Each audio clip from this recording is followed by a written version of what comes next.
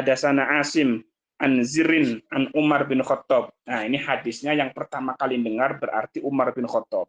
Pokok rawi yang terakhir disebut itu berarti rawi yang paling pertama kali mendengar, rawi pertamanya. Kata Umar bin Khattab, qala ngendika sapa Umar, qala dawu sapa Rasulullah sallallahu alaihi wasallam, kata Umar bin Khattab, Kanjeng Nabi Muhammad sallallahu alaihi wasallam bersabda. Apa kata Kanjeng Nabi Muhammad? Man aroda buhatal jannah. Buha itu kenikmatan yang ada di surga gitu. Barang siapa orang yang menginginkan atau menghendaki, man utawi sapa wong iku aroda ngarepaken sapa man. Buhatal jannati ing bagus-baguse panganane surga. Falyal zam moko becik netepi sapa man al jamaata ing jamaah. Fa inna syaitana moko temen sedune setan iku ma'al wahidi barang sertane wong kang dhewekan. Fa inna syaitana moko temen sedune setan ma'al wahidi barang sertane dhewekan wa huwa utawi setan iku minal isnaini dadi minal isnaini saking wong loro iku abadul wi adoh. Barang siapa yang menginginkan kenikmatan di surga, maka faliyalzam al jama'ata, maka berpegang teguhlah kepada jamaah, golongan mayoritas. Jadi kalau kita pengen selamat, cara Kanjeng Nabi begitu, kira-kira begitu. Kalau kamu pengen selamat, ngikutin orang terbanyak, ikutin jamaah. Jamaah ini bukan berarti kemudian sholat berjamaah saja ya. Ya sholat jamaah termasuk. Artinya kalau kita melihat umatnya Nabi berselisih paham, berbeda pendapat, maka yang paling mendekati kebenaran adalah yang mayoritas. Saya ulangi lagi, kalau umatnya Kanjeng Nabi Muhammad itu berbeda pendapat, maka yang paling mendekati kebenaran adalah golongan mayoritas. Kata Rasulullah ini sendiri dalam hadisnya, ya, idza ikhtalafa ummati fa'alaikum bisawadil a'dham. Kalau kamu mendapati umatku berselisih pendapat, maka ikut yang mayoritas. Suara terbanyak mana ikutin. Dalam hal agama loh ya, dalam hal agama, bukan dalam hal politik. Kalau dalam hal politik kadang-kadang yang jelek pendukungnya banyak. Kadang-kadang yang programnya hancur juga pendukungnya banyak, sampai 58%. Ampura ini mah. Ini bukan masalah politik ya. Ini masalah agama. Jadi kalau ada masalah agama, ulama-ulama berbeda pendapat, ya, kita pilih yang mana nih? Pilih yang mayoritas. Pilih yang sawadul a'dham. Pilih yang golongan paling banyak. Sebab nopo? Kanjeng Nabi sendiri yang dawuh, la tajtami'u ummati 'ala dhalal. Tidak mungkin umatku bersepakat untuk kesesatan. Artinya kalau ada perbedaan pendapat tentang ini, tentang itu, kita lihat nih ulama-ulama yang paling banyak pendapatnya mana. Yang paling banyak pendapatnya ini A, ya berarti kita lebih aman ikut yang A. Misalkan ada mayoritas dokter mengatakan bahwa ini virus mematikan, bahaya. Dokter spesialis semuanya ngomong begitu. Ini virus ini berbahaya. Datang insinyur pangan yang nggak tahu menahu tentang dunia kedokteran. Dia bilang, enggak, virus itu nggak bahaya. Ya berarti kita harus ikut yang mayoritas, yang ahli. Apalagi yang minoritas itu bukan ahli. Udah bukan ahlinya, minoritas ngomong. Jangan didengerin. Jangan didengerin. Kita ngikut yang mayoritas. Apalagi yang diisi oleh orang-orang ahli. Ya ahli virus, ya ahli macam-macam. Dia menyatakan ini virus berbahaya. Maka kita wajib mengikuti pendapat orang tersebut. Jangan ikuti orang yang nyeleneh. Bisa-bisa bahaya nanti. Nah itu pentingnya berjamaah Pak. Termasuk juga dengan sholat berjamaah. Sholat berjamaah meskipun hukumnya khilaf ya. Ada yang mengatakan sholat jamaah itu hukumnya sunnah ain, individual, sunnah mu'akad.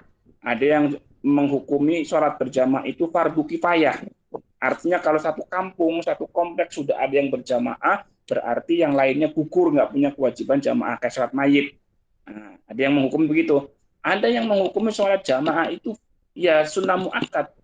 Nah, bagaimanapun hukumnya, tetapi jamaah itu memang mempunyai beberapa fadilah, mempunyai beberapa keutamaan. Salah satunya orang yang sholat berjamaah apa itu pasti diterima, pasti diterima. Kenapa yang nanggung imam? Makanya orang-orang yang sholat tarawehnya itu cepet-cepet tuh, ntar di akhirat yang ditanya imam, ditanya, weh Pak, apa jenenge Rusmo, kenapa kamu kok kalau sholat taraweh lama, apa kalau sholat taraweh cepet, sujud kayak burung lagi makan aja gitu kan, cepet-cepet. Itu nanti jamaahnya ngomong, saya ngikut imam ya Allah. Dia kan imam supirnya, sono salahin imam. Imamnya ditanya, mam kamu kenapa sholat taraweh lama? Kata imamnya, saya pesanan makmum ya Allah. Si salah sopo. Lah saya kira orang sholat lama ya, pada dikomplain oh Pak G. Saya punya teman pengasuh pondok pesantren Darul Ansor Paku Haji. Itu sholat tarawehnya Pak, itu 2 juz yang dibaca. Kaki gemetar, ikut sholat di sono, Darul Ansor Paku Haji. Ya Allah, 2 juz, jam setengah 8 mulai, jam 10 selesai. Gemeter kaki, kapok, pisan-pisan wening kono lah. Ora sholat ngene. Lah itu orang jamaah Pak. Ya orang jamaah. Maka hukum berjamaah dalam sholat Pak. Seorang makmum ketika berjamaah itu wajib niat makmuman. Secara fikih, ya. Secara fikih, orang berjamaah, sholat jamaah, apa saja lah, sholat jamaah apa saja, itu makmuman, si makmum harus melafalkan makmuman. Jika si makmum tidak melafalkan makmuman, maka dia tidak mendapatkan pahala jamaah. Sholatnya sah, tapi tidak dihitung sholat jamaah makmuman. Beda dengan imamnya. Orang sholat jamaah, imamnya nggak wajib niat imaman, Pak. Imamnya nggak wajib niat imaman. Lamun imamnya nggak wajib niat imaman, jamaahnya sah. Meskipun imamnya nggak dapat pahala jamaah, tapi jamaahnya sah. Makmumnya dapat jamaah, dapat pahala jamaah. Imamnya doang yang nggak dapat pahala jamaah, tapi sholat jamaahnya sah. Beda dengan makmumnya tadi. Kalau makmumnya nggak niat makmuman, dia sholat jamaahnya nggak sah. Udah langsung putus, nggak dihitung jamaah. Nah, itu imam dan makmum bedanya. Kalau berbeda dengan sholat Jumat, jamaah Jumat. Karena jamaah Jumat itu wajib berjamaah di rokaat pertama. Maka imam pun wajib niat imaman. Kalau sholat Jumat, ada imam sholat Jumat enggak niat imaman, sholat Jumatnya enggak sah. Sholat Jumatnya enggak sah. Lah begitu juga ada makmum, Jumat datang, baru rokaat kedua. Rokaat kedua dia baru datang, udah nggak dihitung Jumatannya, Pak. Udah nggak dihitung. Orang datang Jumat sudah rokaat kedua, itu sudah nggak dihitung sholat Jumat. Harus ada duhur dia, harus ngulangi sholat duhur. Karena apa? Karena sholat Jumat wajib berjamaah di rokaat pertama. Di rokaat pertama ini, di rokaat pertama. Maka makmumnya wajib niat makmuman, imamnya wajib niat imaman pada sholat Jumat. Ya, berbeda dengan sholat yang lain. Kalau sholat jamaah yang lain, sholat 5 waktu, sholat Idul Fitri, Idul Adha, macam-macam, itu nih imamnya nggak wajib niat imaman. Meskipun kalau nggak wajib niat imaman, ya dia nggak dapat pahala imam. Jamaahnya tetap sah. Itu hebatnya berjamaah, Pak. Hebatnya berjamaah. Maka kata Rasulullah, fa inna syaiton ma'al wahid. Setan ki senengannya mbowong sing menyendiri. Nang kamar dewean ya. Itu gampang tergoda Pak orang di kamar dewean itu. Angrus mau di kamar dewean main HP, tahu-tahu banget slot dia nanti. Judul, judi online. Dewean di kamar kono sing weruh. Ya kan, di kamar dewean ngurung diri, tahu-tahu ngopi malah lagi poso-poso. Karena apa? Dewekan, Pak. Maka setan fa'inna syaiton ma'al wahid. Sungguhnya setan itu bersama orang-orang yang dewekan. Ya, begitu juga nun sewu orang yang jomblo dewekan. Ya bahaya. Ya, berjomblo dewekan bahaya. Temannya setan itu. Makanya Mukone yang belum nikah nikah. kesurupan, Pak. Itu kesurupan sampean, kesurupan jinipret. Ya. Wahuwas, adapun setan minal isna ini dari orang yang sedang berdua itu abadu jauh. nggak berani mendekat kalau dua orang. Tapi kalau dua orangnya beda mahram, ya setannya malah seneng.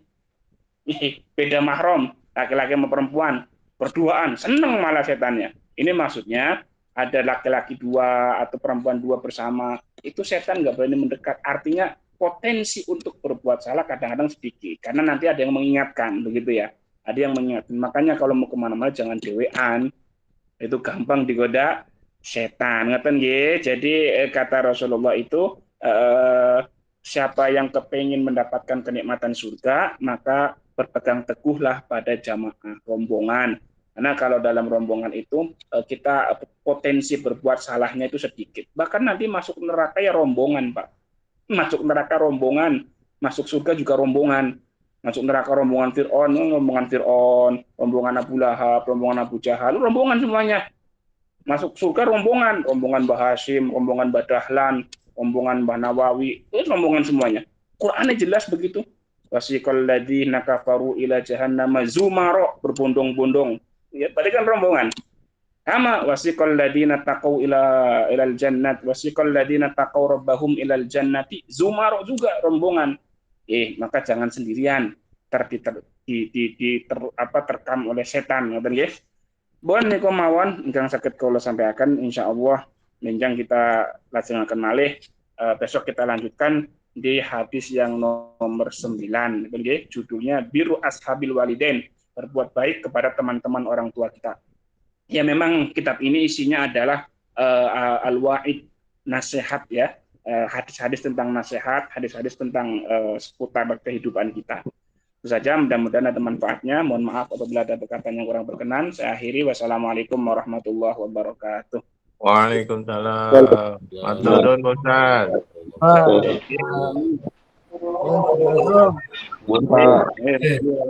Sami-sami. Nun, pamit Gus. Pamit.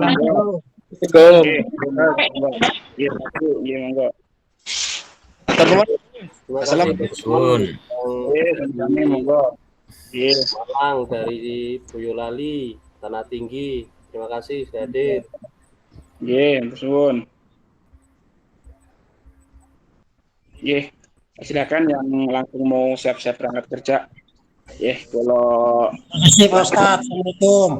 Salam, Pak De, monggo. Pak Khalil, monggo langsung siap-siap. Khalil. Niki kula langsung anu nggih. Di nggih. Assalamualaikum. Assalamualaikum.